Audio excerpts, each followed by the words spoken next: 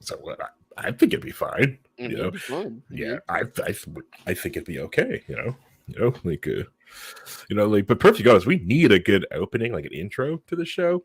Like some podcasts, like I listen to, like they start off at a harmonica, and they got this cool announcer thing that they go to. Us, it's just me. Hello, boy. Hello, everyone. Welcome to another exciting episode of Low Key Wall. I really do hope I've got the episode number right. I don't remember. Mm. I try. I'm trying to be a professional podcaster, but no, I am just a floating head with a microphone, talking to you on the airways, trying to entertain everyone, doing the very best I can. I don't even know if I'm truly live or I'm just another floating head out in the world. Anyway, so you're joined here with my Harry, aka Moving Target, and I'm also joined with you know him in the meth lab, Vincent Cooper. Going to go say hi. Rude. It's not a meth lab. As one of the people on the channel put it, it is a 70s orgy dungeon. It's different. Different. Okay, all right, yeah. I can see that. You do got the I mean, 70s, it was 80s made panel. in the 70s, so This room, I've seen so much action. If these walls could talk, I wouldn't want it to. these walls could talk. They could probably write 8 documentaries. Oh yeah. 2 of them about the progress of chlamydia. Oh my god. Anyway, so yeah, you have tuned in. You've tuned into some of the best libertarian talk on the network, and it's wrong. No, the nerds have taken over the microphone. Dio. The nerds have taken over the microphones, and we were talking about other stuff into pop culture and everything else that's going on in the world. Now, granted, this episode was supposed to be us talking a bit more about the media that shaped us. I was going to start talking about Gundam Wing, which, like I had this whole spiel about why I wanted to talk about it today. Why, even because I really wanted to do it last week, but like why I wanted to do it, around this time, had a huge spiel because I started watching the Gundam Wing before and finished it a lot after 9/11. So it was very important to me around that time because we're recording this on 9/12. And I really did want to go into that. So it's fine. So you might have been wondering why we're not talking about that. Well, the great white rhino, Reinhold, the endangered rhino on the Wall Network, he is apparently having a rough night, which honestly probably is my fault. I was coming down with a headache around 7 o'clock and said, you know what, I don't want this, and just kind of pushed it out into the universe. And I'm sure Rhino must have grabbed it. It was like, hey, what's this? Oh my god. You just passed it on telepathically. Mm-hmm. So you didn't have to deal with it. Just handed it to him. Just like, just gave it out into the ether. And he probably just wanted to, like, hey, this looks fun. What's this? And just boom, hit him with it.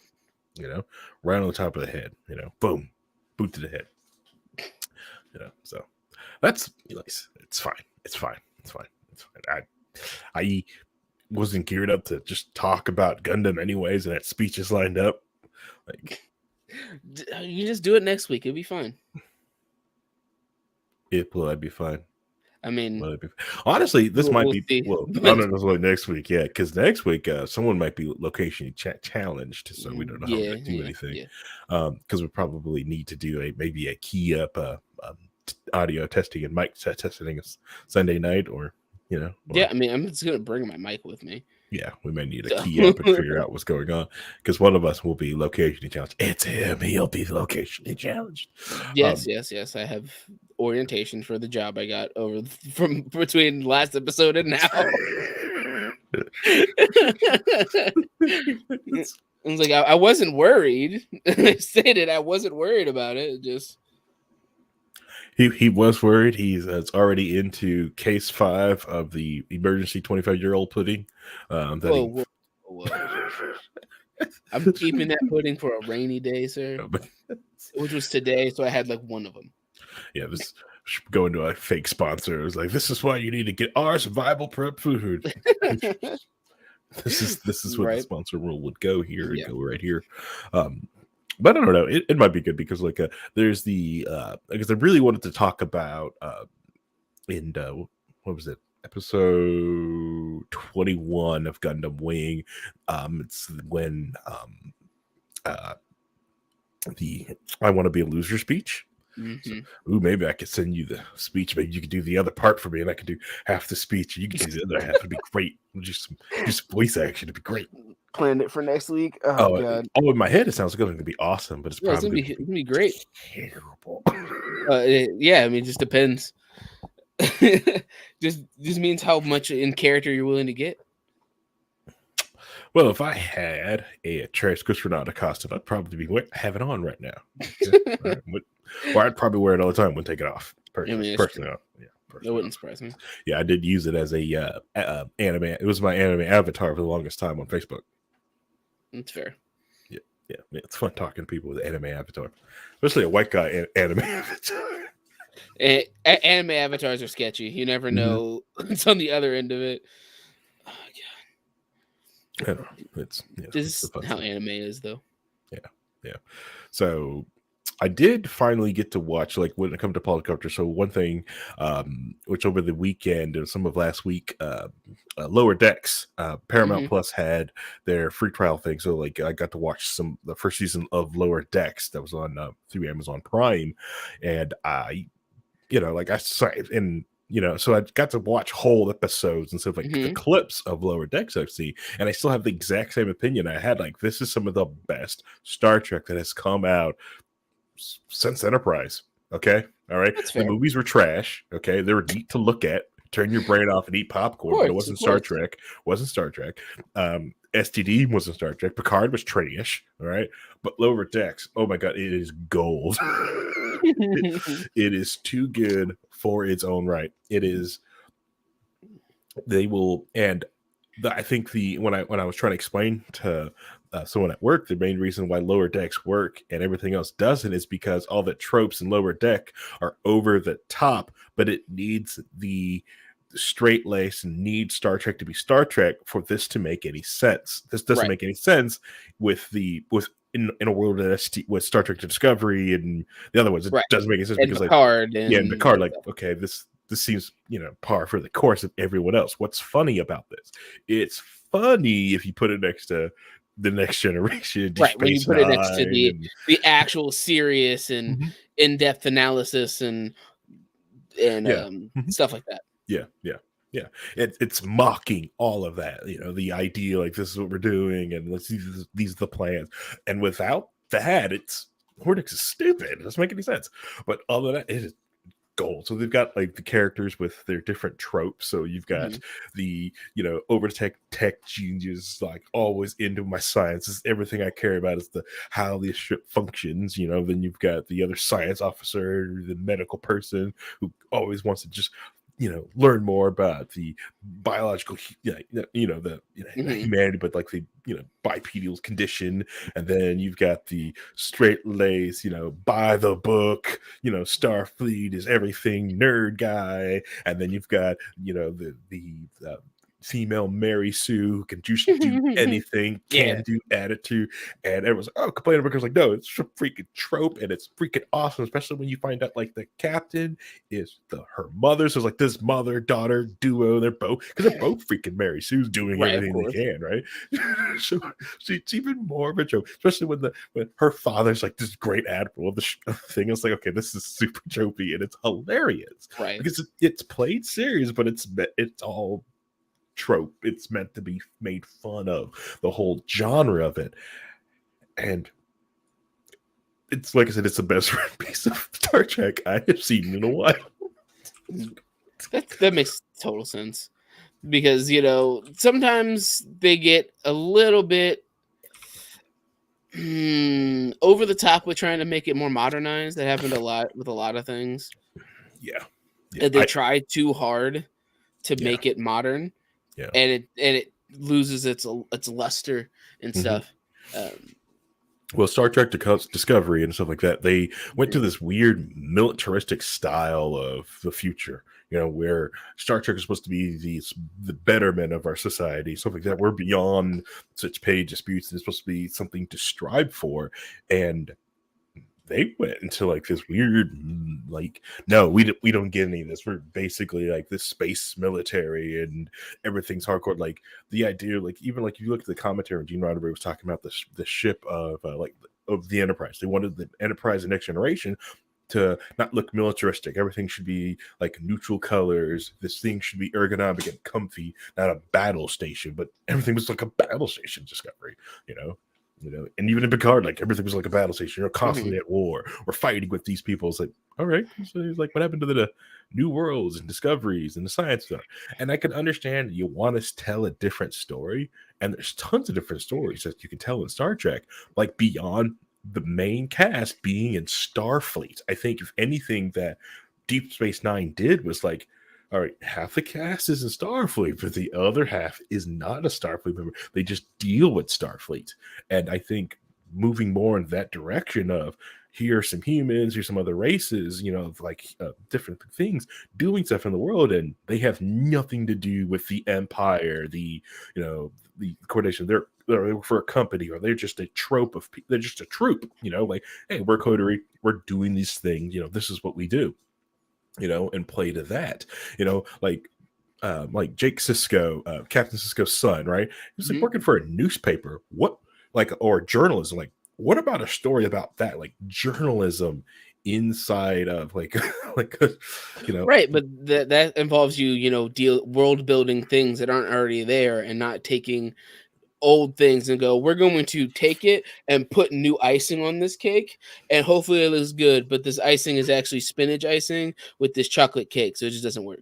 Yeah, pretty much. Yeah, I would love to get something like that, or just like Garak, like with the Obsidian Order, going back in time, doing that, and going with like, this is like the dark things that Garak did. Like, you can, like, if you really want to talk dark stories, there are wars and stuff that has happened, but it did have nothing to do with Starfleet. It's right.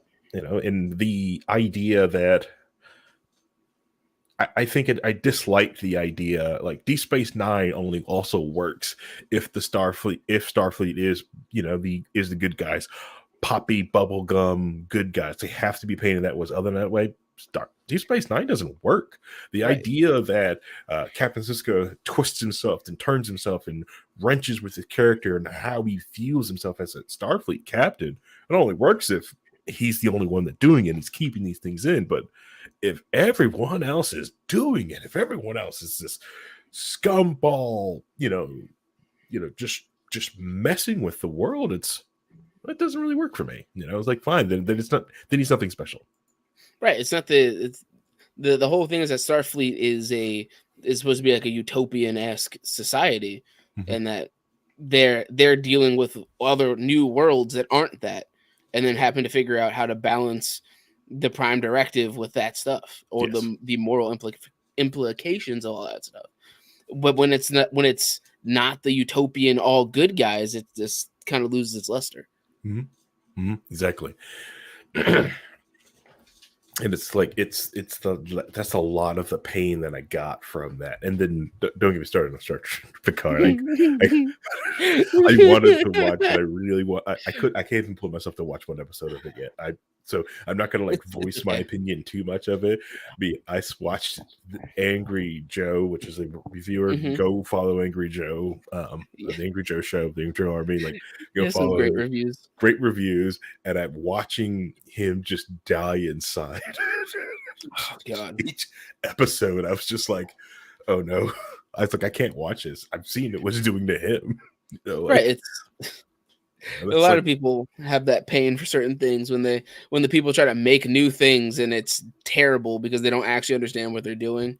Picard, the Halo show, because we don't even get into that. Even though neither one of us are Halo fans, we already know how bad that is. It's sad when they take something that is at its core interesting and then just don't understand the complexities of what they're dealing with, and they just destroy it. Yeah, I think when season 2 of the Halo show comes out, we should all get together with Escalja Plas and force him to watch that season. Poor Escalja. And we just record him watching that season. We need to make him watch season 1 first. If we're making him watch anything. Yeah. No, we're going to make him binge watch the first season back to back. back to back. He's gonna watch every episode back to back, and we just gonna be there forcing him through it. I don't know. I don't think I could watch a grown man cry like that. Just watching something he loves so much just get destroyed just for no reason. Hey, if it makes you feel any better, he does not drink a lot of water, so he probably can't cry that much. So that makes you feel any better. He'll be out of tears. He'll be out of tears eventually. That's terrible. What? Oh, so I'm the bad guy. I mean, you're not the bad guy. I totally get it. During this downtime of not having a job, I've also been consuming a lot of stuff because I had finally at the time I had the 7-day free trial of High Dive, the anime streaming. Yeah. And immediately watched the anime Executioner and Her Way of Life. Okay.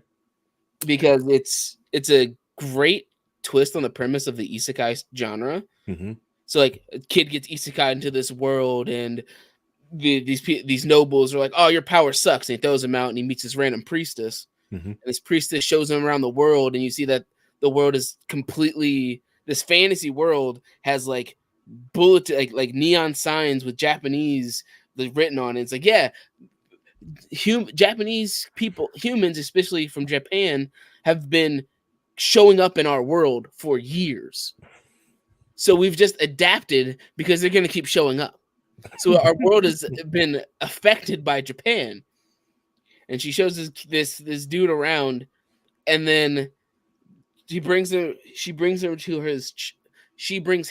her chapel in the outskirts of town, and he starts figuring out his ability. He's like, "Oh, my ability is actually no. It doesn't mean that I don't have anything. It means I can destroy anything. Oh man, it'd be so great. I could take down anybody in my path." He turns around, and the priestess stabs him in the throat and kills him immediately. She's like, "No, we don't need your powers on in our world," because her whole thing is that she's an executioner for the church, whose whole point is to kill the humans that are brought over from Japan before they cause problems in their world, because they have caused so many issues that they have the 4 great human errors. They're such massive disasters that they've sectioned off places of the world for it. So, and they just call them the great 4 human errors. Because one dude had this massive sword that anything it touched turned to salt, and it landed in a continent and turned the entire continent to salt. And it started being, and then the ocean started to destroy the continent, and not only the continent but all the people and all the places, everything on the island, instant salt. Jesus, who would make this weapon? It's just what his ability was. Awkward. And it's just like, right? And like another one of the disasters is called the Pandemonium, which is just this area that's blocked off entirely by fog, because it's where all the monsters came from. Because one girl had the power to make monsters, and they isolated all of her chaos into this fog cloud, and nobody's allowed to go in there. Why would she just make monsters? She was trying to protect her family there, because she formed a family. So she would make monsters to protect, because she was getting hunted. The executioners killed them. But the plot bases around that there was another girl that got isekai'd, and her whole thing is that she has time power. So when the main character kills her, time just reverts back instantly, and it was like she never got stabbed. So she's like, "Oh, hey, Mono. Oh, yeah, we were just walking down the hallway. I think I blacked out for something or whatever. I don't know. But, let's keep going." Like nothing happened. And it's really interesting to watch the perspective of an isekai world from the people that were negatively affected by the humans. That the executioners they really show the executioners learning how to be executioners, and there's just a giant map of Japan that they point out because they all come from Japan. So it's just the history of Japan, the history of humans from Japan, and how to kill them. This is Truck Sama. Basically. We must be Truck Sama. And on top of that, there's this spoilers for like a couple episodes in. There's a point where because she can't kill the girl Akari because she reverts back through time, she ends up taking her to a church that the archbishop is like, this will kill anybody. And then as she's about to get wiped out, Akari her power flips and she just stands up because her future self traveled back in time to her present body. And she knows everything that's happening. So she just prevents it from happening to herself. Oh, that's broken power. Right? And she's just like, all right, so this is what happened. Every time I come back here, there's this one thing I can't do, but everything else works fine. It's weird this time, but the normal me will be fine. You got this past me. And it's just like, she like shoots time magic through her head so she forgets. Oh my God. So in the narrative, the future version sometimes just comes back to the past to prevent bad things from happening. And she knows what the end game is. And she wants to she wants the end game to be different than what it is. Because the whole thing is that the Mono, the main girl, the executioner, her goal is to kill Akari. But she doesn't. And in the future, Akari wants her to kill her. She wants to be killed by Mono. So she keeps coming back in time to put Mono on the path to kill her. Just keep the subtle course correction over time. Small, right. Very subtle course corrections. But as the 12 episodes went on, every time she tried to course correct, it changed the world. So there's a point where a small sliver of pandemonium gets out. Like as Pandemonium describes it, again, it gets its pinky out of the fog cloud, and even then, when they combine the mana from the earth and the heavens together, it doesn't even kill it; it just laughs. And its whole thing is like, oh yeah, they've been using my blood as medicine for people, and when they do that, they become my sacrifices. And as long as there's people for me to sacrifice, they just keep coming back. Oh, including myself. They can kill themselves to come back. Which is broken. It's just so broken. That's just some broken stuff. And when it's to that point where it's like, yes, this is a 1% of its power, you understand why it's in a fog cloud of prison. Impressive. Right, but I'm glad you have been very productive. Whoa! I got Kindle Unlimited now. I've read 10 books in the past week. Oh! Would you like to say these titles of these books that you? No, read? I will not.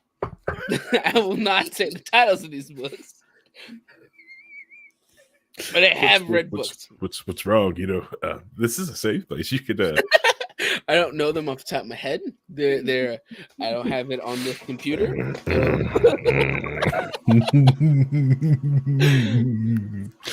All right, that's fine. Can't believe you don't want to, just tell everyone the book you're reading. I'm willing to say the books I'm reading.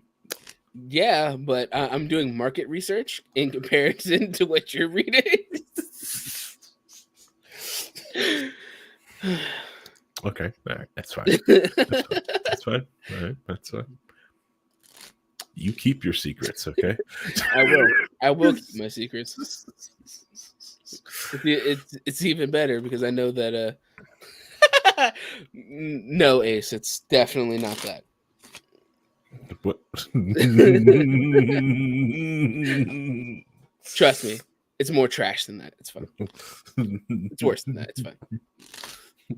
So, I did get the comment like we should probably, because the podcast get released, like when we say this stuff in live, it's like I like just being a live show, but like the podcast people don't get to hear the comment. The comment? So no, it's more fun this way. Oh no snap! More fun this way. It's so much more fun. They have to figure it out. So A's for live comment. The entire 50 Shades series is my guess. No, it's more trash than that. No. Vince has probably already read that already, right? It's not good. It's not good. It's very poor representation of the BDSM community. Let's be honest. Yeah, that's true. Yeah. And it's a terrible representation of what an actual dominant submissive relationship would be. Yep. It's a terrible representation. Speaking of BDSM stuff, I can't wait till we can get another guy out of his mental jail, and then we can get all the dudes to get guys together, and I like how that led to our doctor in training friend. Mental jail. Get him out, and then we can go down to Broward County. I got a whole weekend planned, like some Friday hiking. Got Saturday rope training. It's gonna be great. It's gonna be amazing. Oh my god, that sounds terrible. Why does it sound terrible? It's like in rope training on a Saturday. That's even worse. It's gonna be. If I had to do rope training, I'd do it like on a Wednesday. It's gonna be. But during the weekend when I'm supposed to relax, nah, screw that. It's gonna be on a Saturday. Everyone's gonna get some rope. It's gonna be great. Oh, that rope training. Gotcha. I misunderstood. I don't know. What do you think I'm talking about? It's fine. We'll figure it out later. Right, we'll discuss it. We'll discuss it. We'll discuss it in post.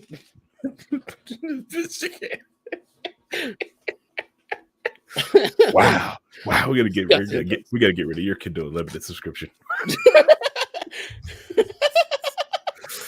You've gone to the dark side with that, sir. I mean, did you think I wouldn't?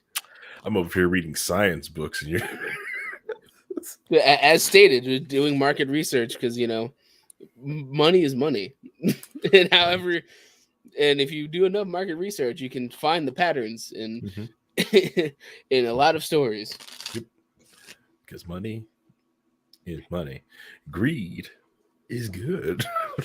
Because all I know is that at the 70% way through the book, you need to make the two main leads have a misunderstanding that makes them separate for some ungodly reason.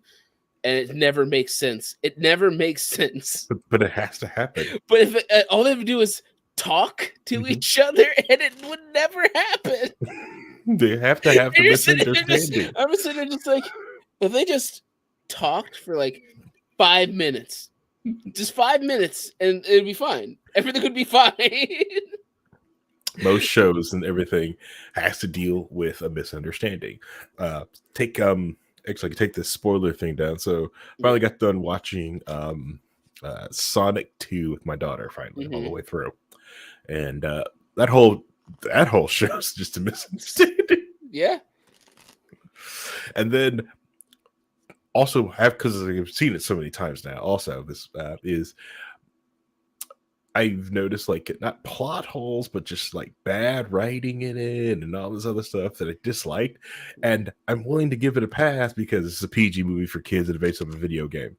Right.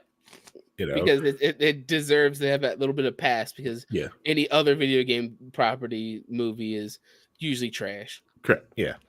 And then I'm not like, and then it didn't start off to be like this blockbuster, thing, and it's the reason why I will like hit The Last Jedi. I will like, listen, with your budget and what you were supposed to be, right. You don't get these passes. Pass. You don't get this pass. You do not get this pass. You have way too much money, which is most people's criticism. And when people go after things like, well, with your budget, you shouldn't have these writing errors, Right. It's there's a lot of things that that's why a lot of people hold different people accountable for things. So like, and even simpler responses in sports.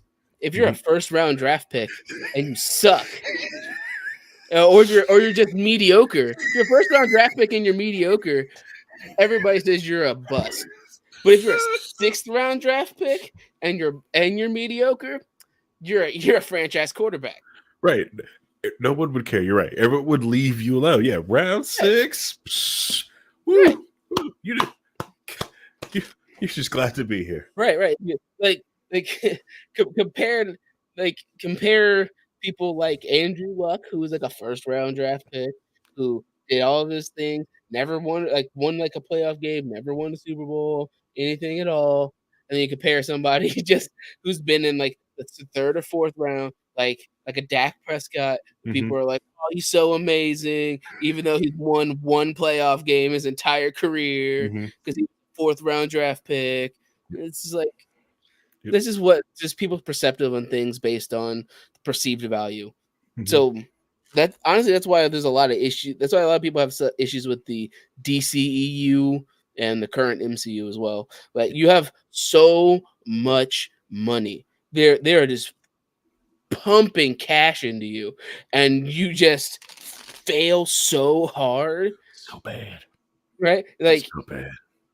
The original Justice League, the Joss Whedon version of it, where they had to bring Henry Cavill back and they had all this money and they couldn't properly CGI his mustache off. And it was terrible because he had to keep the mustache because it was for Mission Impossible. And he was contractually obligated to keep the mustache. So they had to CGI it out, and they couldn't CGI it out well. It's like garbage. Or you do the biggest plot contrivance of why did you say that name? like so bad. Why did you say that name? Really? This is God. But that movie could have been so good. But I don't know. It's everyone wants to do that style of Batman for some reason, which that I hate. It's just that's the other thing. Like Batman is still wrapped around with the Killing Joke and the dark and gritty. People like to think he's only dark and gritty when he's not. Yeah. And that's sad because it also shows you how much people don't have creativity when it comes to writing characters like Batman. Because they always shoehorn the Joker into things for no reason, over and over and over and over and over again. Even though like he literally dies, and they go, "Well, technically he can't die," and blah. It's like it's just make new villains, play with new villains. That's why like the Court of the Owls, where it was interesting at first because it showed him being weak and relying on people, and him not having everything figured out. Or the Hush storyline, where it's this guy has Batman's number. He knows what Batman's gonna do, and he's going to exploit it any way, shape, and form. Yep. But anyway, so back to the Joker. What about him? What about the Joker? I don't know. It's because like it's even worse. The fact that for what was it, like 5 years, they kept taking the Batman Who Laughs and shoving it into every single comic period. You know what the Batman Who Laughs is? Yeah. If I remember correctly, it's it's a joke storyline one. It's a dark multiverse Batman where he kills the Joker and the Joker toxin infects Batman.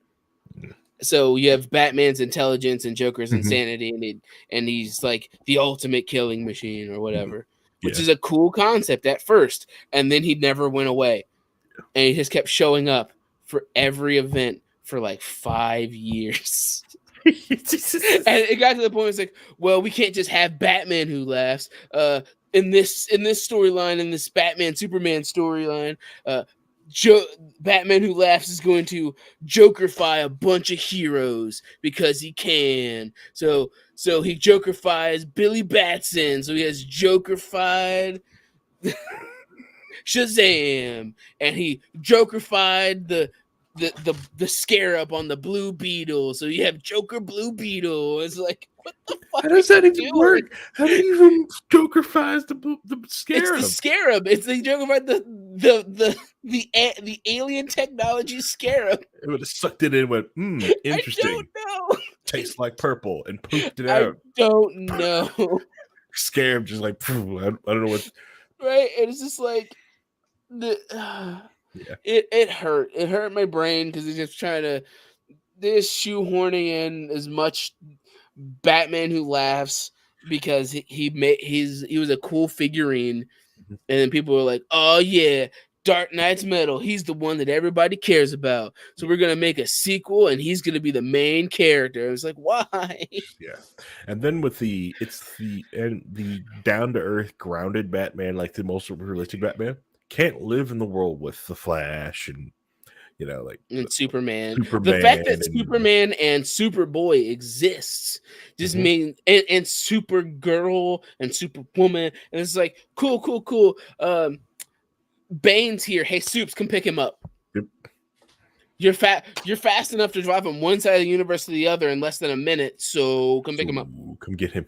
He's right here. I don't need to do anything. Yeah, I'm gonna laser him with my Wayne Tech satellite, and then I'm gonna go home. Right? It's just like, where is he? He's in that building. You can see through walls. He's right there. Right. Or like the Flash, like cool. How many speedsters are there? 18. Cool. There should be one in every major hero city. Or I think the boys did that very well too. It was like, how did you find us? I knew what city you were in. It took me like 3 minutes. Right. Checked every city. I just checked every street. Right. If you have somebody who's like super fast, might as well just let him take care of it. Yep. Yeah. Like, because in the first episode of The Boys, they were sitting there going like, like they're missing someone. So I'm just going to go fly above the city in a pattern and just look through all the buildings. Eventually will find you. And it's just like, yeah. Exactly. So, it's just like. So super all-realistic Batman in a world that way is like, dude, what do you do, man? So right. You can't be super realistic. You need to have every goofy effing gadget you can get your hands on. Right. That's why he has to have that's why the Grant Morrison Batman is the one that took over everything. I have a contingency plan for everything Batman. The one that caused Tower of Babel, that like, here's all my contingency plans. I made this bullet that causes the Flash to have seizures on a subatomic level that vibrates the same speed as he can, so he can't stop it. So he's just stuck in seizure mode for a long time. It's like, yeah, but that needs to be that Batman to live. Yeah, exactly. To be a part of the Justice League, he has to be that. Yep. He has to know how to take out every single person in the Justice League, because if he doesn't, then he has no reason to be there. Right. Like, why are you here? Like, why are you here? Right. Yep. So, speaking of Justice League, did you see the second Black Adam trailer? I don't watch. I haven't watched any superhero movies or trailers or anything since I saw Spider-Man Far From Home. I haven't watched the new one. I haven't watched the Eternals. You don't need to watch the Eternals. All right. So now guess what? Guess what hero they're bringing to the big screen? Defy Black Adam. You ready? Okay. It's Mr. Fate. Dr. Fate? Yeah. It's going to be good. It's going to be good. Dr. Fate would be fine, but the issue is it's Black Adam, and Black Adam's a villain. But they made it The Rock and made him a good guy, so it doesn't work. He's an anti-hero. Black Adam is a monarch of a kingdom that doesn't want anybody in his kingdom. He just protects his land and will kill anybody who comes near it, or or Shazam. That's it. Yeah. No, you understand. This is going to be good. It's going to be good. So it's The Rock, right? With superpowers. Why would he have to fight Dr. Fate? It doesn't make sense. The helmet is a sentient being for good. Why is he fighting Dr. Fate? Doesn't make any sense. It's got Cyclone. And then we've got who else is it? It's Hawkman. Yeah, Hawkman's in here too. Which kind of which one? That's my question. Which Hawkman? Oh yeah, I don't even know. Yeah, I don't know. I can't. I don't know. There's like 800 Hawkmen. I don't know, but I don't know. Like, to me, it was impressive, but I kind of say, like, who else saw this and didn't see the impressiveness because he raised that stupid mace and swung it down, and Black Adam caught it. It was like, okay, that's impressive, but then anyone else is like, well, who cares? Yeah, they don't even know what the mace is. But they don't know what nth metal is. But that metal, but he shouldn't be able to catch it because I think should have just went through his magic, like, your magic, right. Bam, bam. Right, it's nth metal. It should be interesting and cool. Yeah. But they don't know what nth metal is. It's not established in the lore. Oh god, it's the worst to know that arguably the best version of most of these Justice League characters was in DC Superhero Girls. It's like which is good. Like, Hal Jordan being a jock and Connor Hawke just being a quiet, brooding dude for no reason. Right? Exactly. They just need bodies. God. It hurts. It's sad. It makes me sad on the inside. Watching all these knowing continuity and understanding how these characters work and the interesting things that could easily be done with them, and seeing stuff like the Batman the animated series, Justice League Unlimited series stuff, the Harley Quinn show, which arguably has the best Clayface, best interpretation of Clayface, the best, arguably one of the best Harley Quinns. One of the best Harley Quinns. Second best Constantine. Yeah, the very well done Poison Ivy. Yeah, very well done. Poison Ivy is amazing. Honestly, puts Damian exactly where he needs to be, a snot-nosed brat of a sidekick. Which is hilarious. Which is so good. Basic marriage nemesis right now. I'm like, that's all. Yeah. That's what I'm talking about. Right. So like a lot of the animated stuff has a lot more understanding of what it is. Yeah, but not the But it's exactly lore that Nightwing banged Harley Quinn based on the episode where she worked as a waitress. I haven't seen that episode yet, but yeah, it doesn't surprise me. Oh man, that is a wow. Doesn't surprise me. Hey, at least they did Nightwing right. Like, no, like a lot of things never do Nightwing right. It's just like there's just so many failed opportunities for a lot of things. Yeah, like the current MCU, right? Why? I thought you were just going to talk about go to CW. Why does the Scarlet Witch kill the Illuminati by herself? Yeah. Why? Like, you ruined a cool, epic moment. Why is she fighting? America Chavez goes, I'll give you what you want. Cool. If you stop chasing me, I'll give you exactly what you want. And she goes, but what if they get sick and I can't fix it? So I need to be able to move to a different world line so if they get sick. But you're the Scarlet Witch. You can warp reality. It doesn't matter. Yeah. So the whole plot makes no sense. What is the reason they're going through multiverses? Why does America Chavez have these powers? Why is she introduced at all? I don't know. It's just like there's a lot of things that just hurt my brain.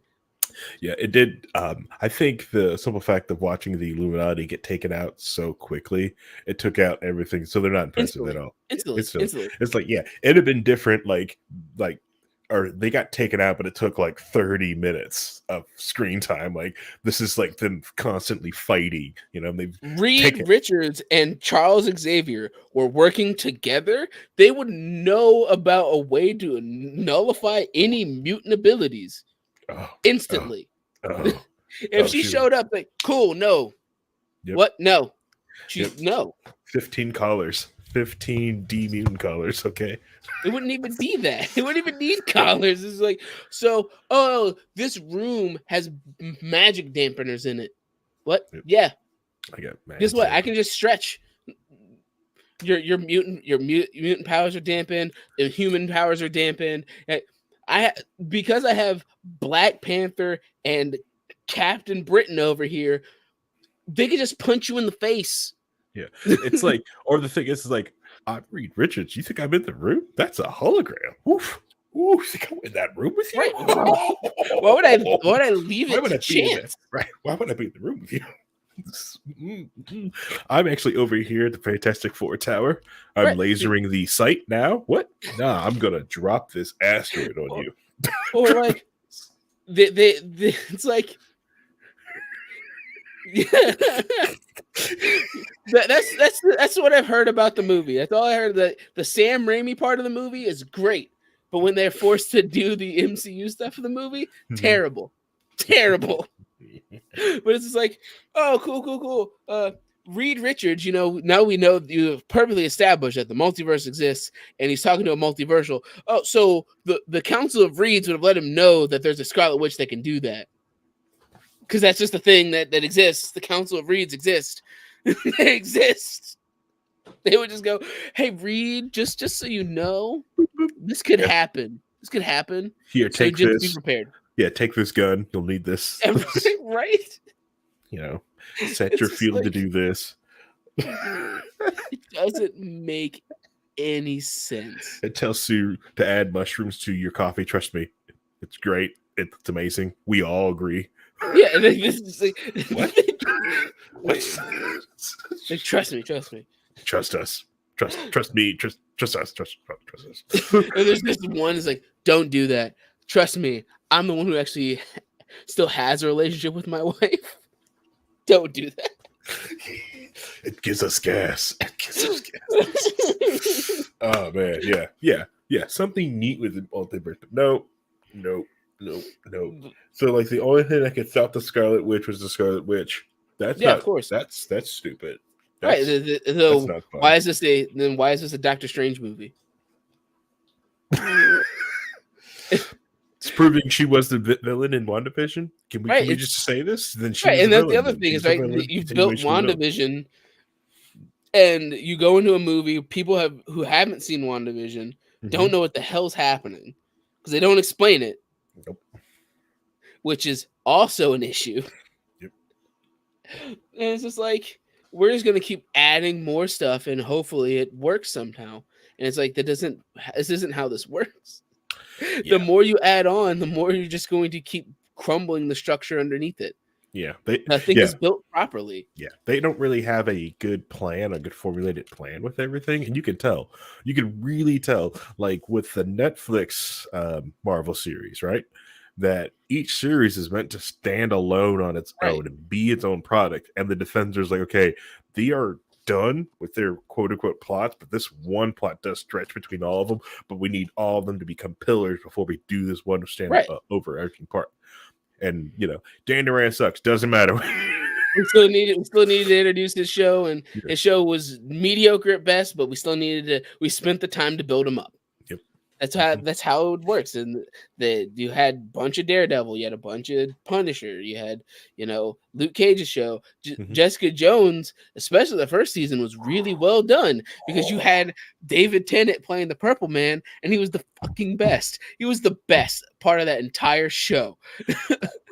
That was too much. Moment one of David Tennant, he licks her face. He's just like, all right, we know where this is going.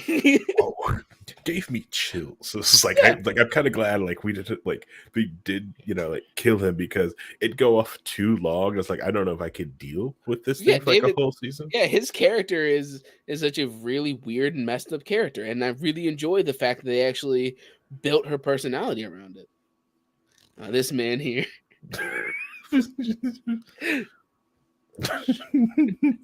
All right, join from the audience. We've got to change for the last two. Yeah, it's just he's on the shaky cam. No, it's because like I had to plug it in up here, and because like I got my desk is like full of these right now. Like there's like tons of these, like the flip tops. Like that. Robin, you create. Please be Prune Juice. Please be Prune Juice. It is. It is. And then, of course, you got to cap it off with some of this. Some tussin. Put a little tussin on it. Oh yeah, for sure. So it seems like you're having a good night. No, I got home and like it's like super quiet back here. You can see my wall of like mechanical parts, like it's plugged in all the way through the house. And it's just like I at work I like black screen it. You know what I mean? It's like I don't look at my shit. Like, you know what I mean? Like I don't want you to look at it. I like to showcase my server rack. Oh, well. I like to show. I got no server racks, but I got plenty of these. SIM cards. Killing it. SIM cards. But I really disliked I really wish Marvel really did feel like it was going somewhere. Like if they claim they have these phases, because She-Hulk is the ultimate bridge show of all of them. You know, you can, if you want to have these people to have these like interoperable moments, just we want them to meet this person, we want them to talk to this person. Do it on She-Hulk. It'd have been perfect for it. You know, like if you want Kingpin to have conversation with somebody, cool. He's on trial. He can sit there and have a conversation with you. The issue with She-Hulk is I don't have any issue with the show or any of the contents in it. It's the effect around the show, the things that happen that in the MCU that aren't the show. That's the issue. Yeah, Hulk is not Hulk. They have made Hulk a little wussy. Wow! Whoa! He's weak. It's smart Hulk. It's small heart. They made Hulk a joke. That's the issue. They made him a Hulk. Smart Hulk is weaker than regular Hulk. It's yes, but he's also gray and not green. And also that's hard to do. And before he became Smart Hulk, he was just Hulk, and then he lost a fight, and then just wouldn't come out because he was scared. Well, Thanos is scary. Hulk would fight Thanos till he died. When they did the Infinity Gauntlet, he kept fighting him. The only reason he didn't was because he got sent into space. And even then, he kept jumping back to try to fight him. Don't they have lore where, like, Hulk fights the Juggernaut and they just, like, fight forever? He fought the Sentinel to a standstill, which is basically Superman.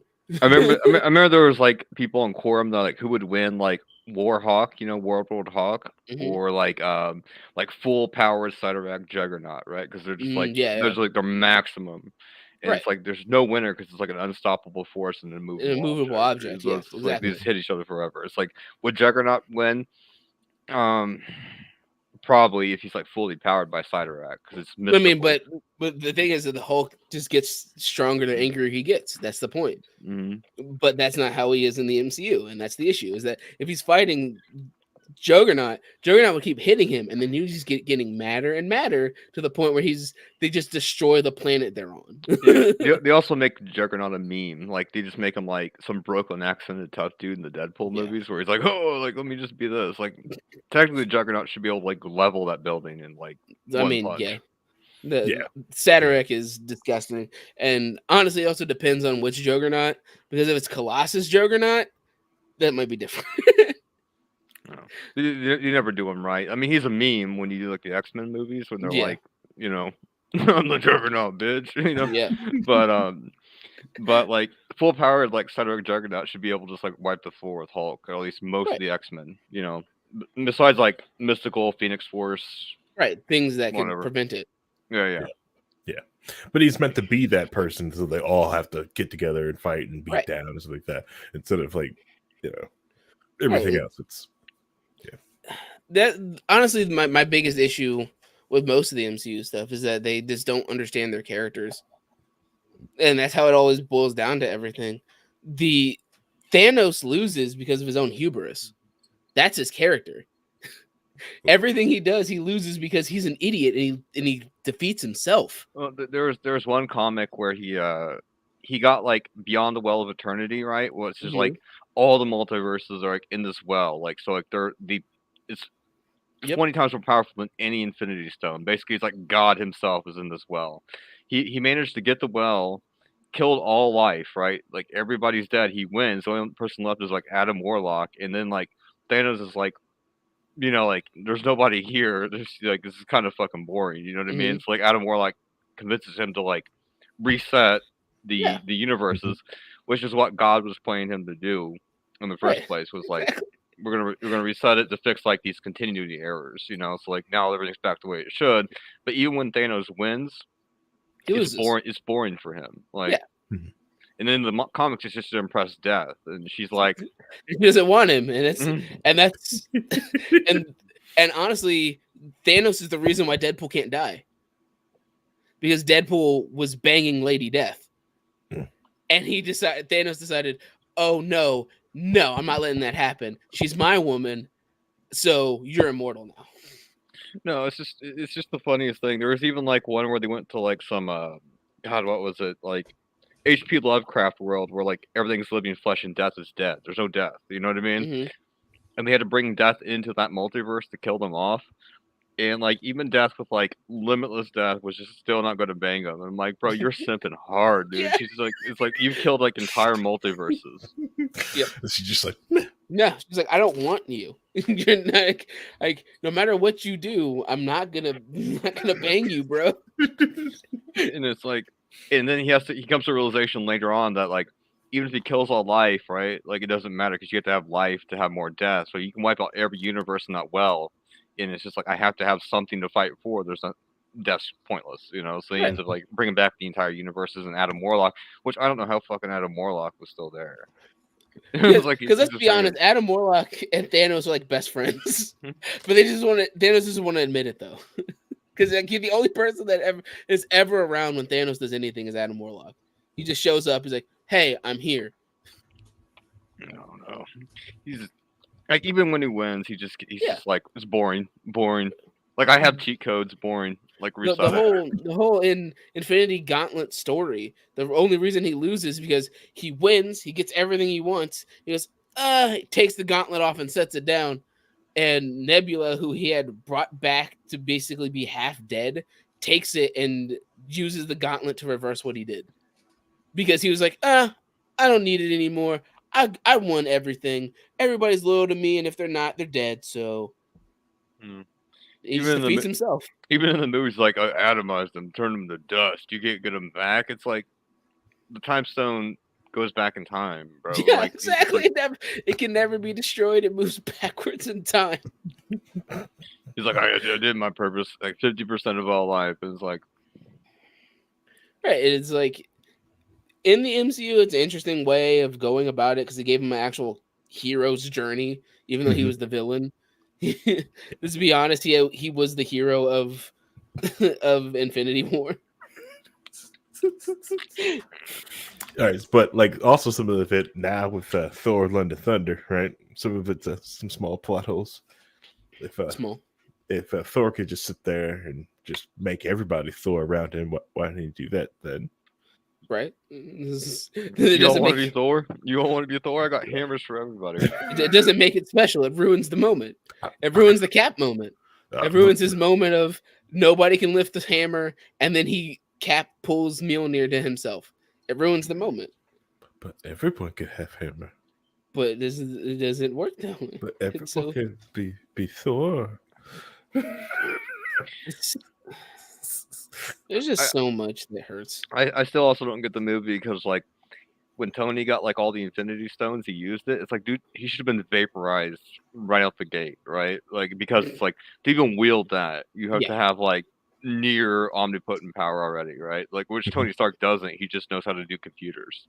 You know, it's like, hey, bro, like you got the IT tech dude here, like putting on the Infinity Gauntlet, like, snapping. You know what I mean? Yeah. But it's like, but like they also make him way too stupid about made him way too overpowered by knowing computers. He's like, cool, I made this Iron Man suit that is as strong as Odin. He made Odin armor at one point in the comics. Oh man, they need to do more about like alcoholic Iron Man. You know what I mean? Flying around drunk.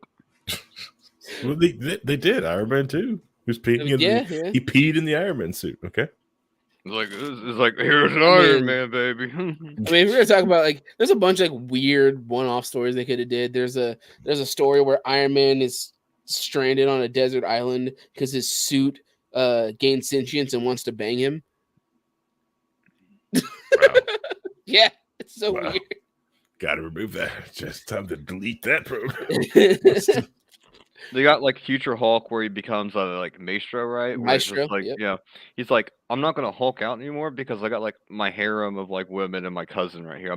Banging my cousin. Don't give a shit. I'm Maestro. You know that happens all the time. Like it feels like Future Hulk always bangs She-Hulk for no reason. Every time. So bad. Like I just want him just to be like on camera. It's like someone asked, it's like, how come in every multiverse, like all the super powered like women, you know, why is it always like your cousin? And like I just wanted to be like, only she can handle like the Hulk. And like, what's the Hulk? And it's like the girth. You know, the girth. I mean, Rogue though. Rogue can handle it. But they had that whole like old man Logan scene where it's like he just like banged his cousin like 100 times and he's like banged his daughters. You know what I mean? Yep. So all like inbred hillbilly like Hulk people, and Wolverine's like, I'm gonna cut you up, right? Like, let's do it. Then Wolverine like burst out of his stomach and he's like, yeah, kill the Hulk. Mm-hmm. It's like, all right, old man Logan, like you did that like forever ago. And old man Logan, Wolverine gets eaten by the Hulk and he regenerates inside of his stomach and bursts out of his back. Because old man Logan is a really dark and weird story. and I enjoy it because it's dark and weird and it's a different take on it. But you know, that's just how things go when interesting things happen and they flip things on their head, which is stuff that's cool.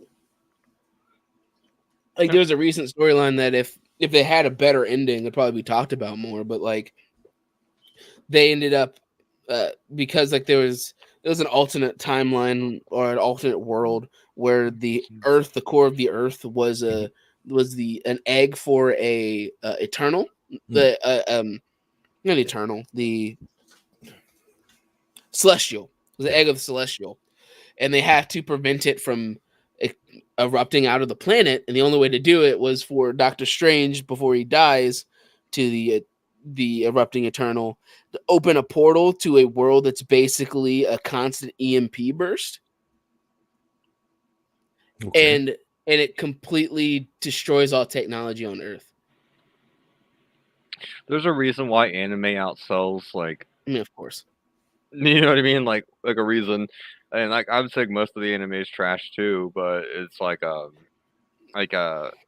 walked in today and like I walked in like the bedroom and like Heather's watching Nana and I'm like, and like first thing I said was like, you know, like, the reason I wouldn't watch this is because the main character, like, she's not stacked. You know what I mean? It's like you know, it's like I'm burnt out on it. It's just like people are like they're just telling like superhero comics are down, movies are down, like anime's up, and I'm like, yeah, there's so much bad anime that people just like don't watch to watch it. Like it's popular now. It's at that point in pop culture where it's popular compared to what it was before. Comics were the thing for a while, and then it just got too convoluted and so hard to get into that they just kind of got pushed to the side because they kept trying to make new stories and not connect things. And this one is in continuity, this one isn't in continuity, when I can just go pick up a manga and this says volume 1 through 7 and this is the whole story.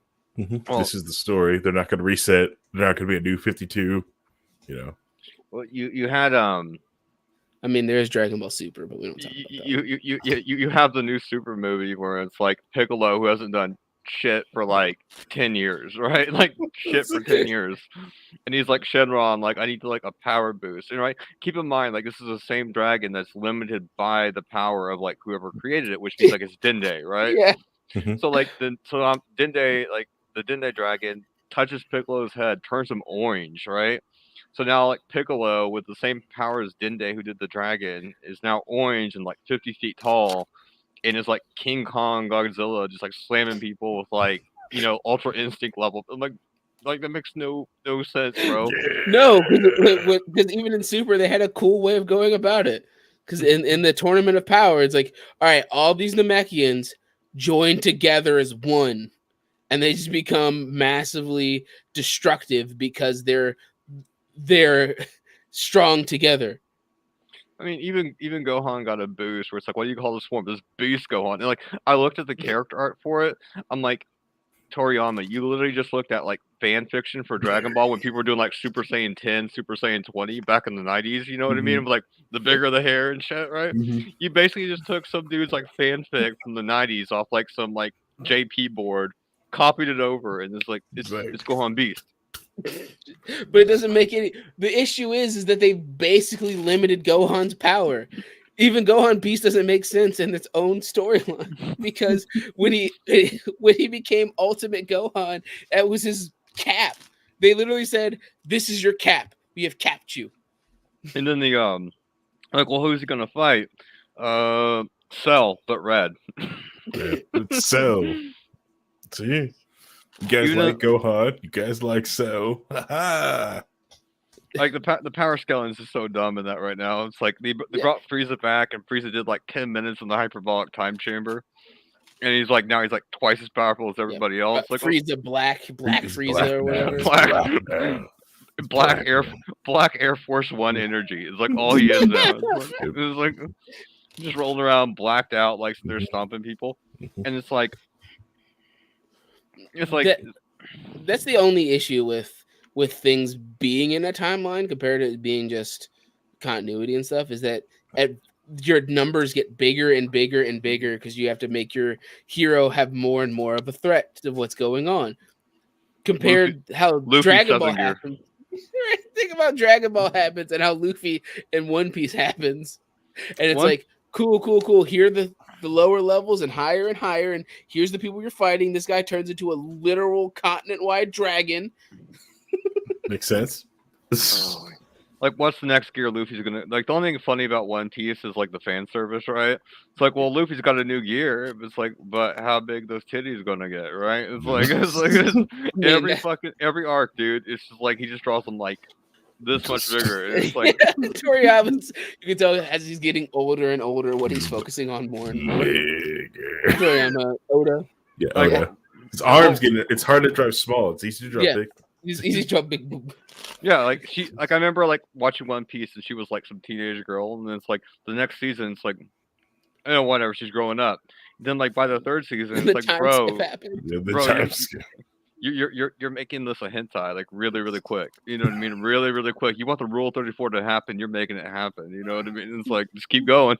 And then like now it's just like then the time skip happened and it's like here's a stick with water balloons attached. You're welcome. To all of them. Yeah, I mean, the longer the series goes on, it's harder and harder for them to actually create threat and create a reason to keep fighting. Right. Like Boruto, and even in Boruto, it's not even about Boruto half the time. It's like, how do we make Naruto even more powerful? How do we do this to make Naruto even more powerful? When in actuality, this anime could have been way, way better. If you just let it be Shikamaru, if you just let it be Shikamaru running a shadow government with Shino controlling the police state, that would have been way cooler. Why did they give Naruto like a 12-year-old boy haircut? Right, this is the worst fucking haircut I've ever seen, dude. It's like his face is fatter than his hair, so it's like, but I think it's just a problem with that genre because you can do this with Gundam Wing, right? Like you don't have to power scale a Gundam. You just power scale the politics, right? Where it's like, oh, there's a new contingent of like rebels or whatever, imperialists, and like the power scaling works like that. The power scaling is bad when you're like pew pew pew shooting lasers out of my eyes and like ki blast and like genjutsus, you know. Here's a new one, you know, and that's. But that's the issue with almost anything that goes on for the longer it goes on, the harder it is to make things believable. Like having a slice of life anime that's like supposed to be a rom-com and the main couple doesn't get together after 200 episodes is absurd. It's absurd. There's no reason for it to happen when it's blatantly obvious to everybody, and the point of holding it on for so long makes no sense. The Spy X Family just spoiled you. That's all. Second episode. That's all you need. Whoa. Spy X Family is different. That one's different. But no, it's more of just like anything that runs on for long enough, it becomes impossible to make the story work without constantly power scaling or shifting or creating more issues for no reason. That just doesn't work with how it was originally. Rom-coms are fucking funny, dude, because like you said, 200 episodes of them before they hold hands and kiss. It's like in real life, dude, he would have banged her second date. You know what I mean? Like straight up, like real life, like rom-com, second date. Right there. Yeah, but as we were talking about earlier, there's always some random miscommunication. If fucking the two characters talk for 2 minutes, it would have been completely fixed. He's like, oh, I like this guy. Oh, he's talking to this female over there. Oh, he probably is dating her. 10 episodes later, oh, that was your sister? I didn't know. Like, I just want, for example, Overlord, with like the overpowered protagonist thing, right?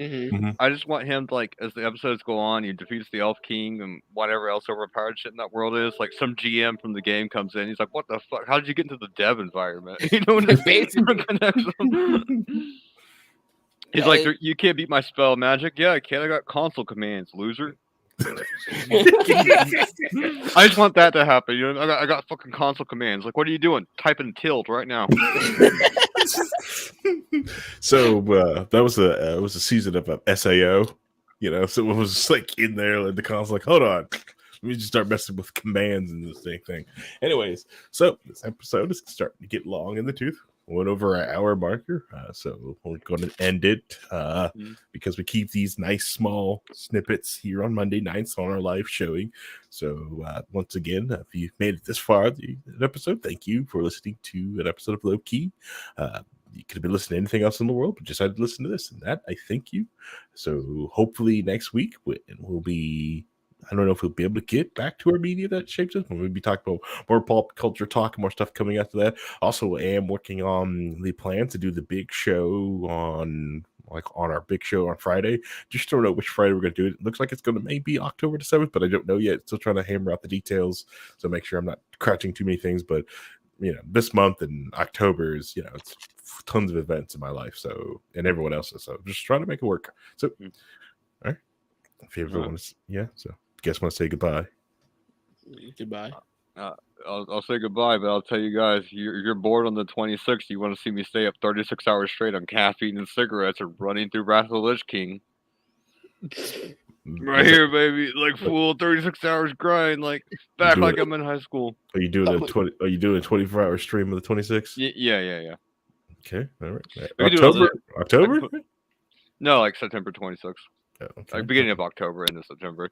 Like we could put it on this channel too. Like, you want to watch Nice suffer? You want to see Nice get mad after like 20 hours to scream at a healer? It's like oh, they can't be on this channel. We know how you are, Nice. Like fucking.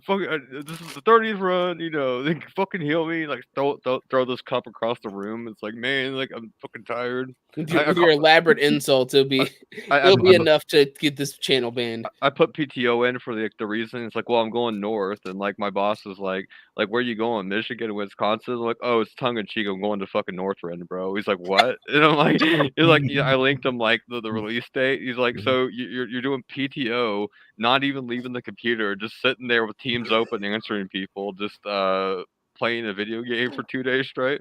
Yeah, I just sent him a meme with like the Chad yes, and I'm like, yes, I'm like, yes, that's what I'm doing. Yep. Okay, all right.